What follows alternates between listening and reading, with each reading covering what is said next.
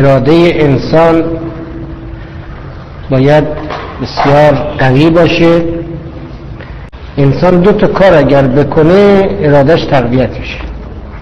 یکی این که ضعف ها رو از خودش دور کنه، ترس ها رو از خودش دور کنه.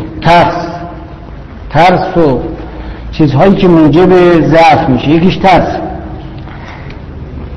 افراد شجاع ارادهشون قویه. افرادی که میترسن اونجا ترس ها مختلفه. توی مجلس مثلا میخواد یک حرفی بزنه، این ارادهشون نداره، میترسه که مثلا مردم بهش اعتراض کنن، حرفش درست نباشه.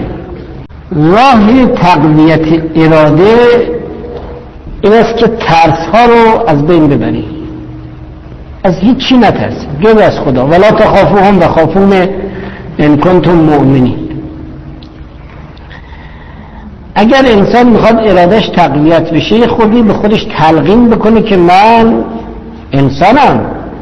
بله، لازم داره که انسان به خودش تقویت بکنه که تلقین بکنه که من انسانم. انسان فرقش با حیوانات همین است که دارای اراده قوی است، فکر میکنه، یه مطلبی رو میفهمه که درسته و بعد هم اراده میکنه و این اراده قویه.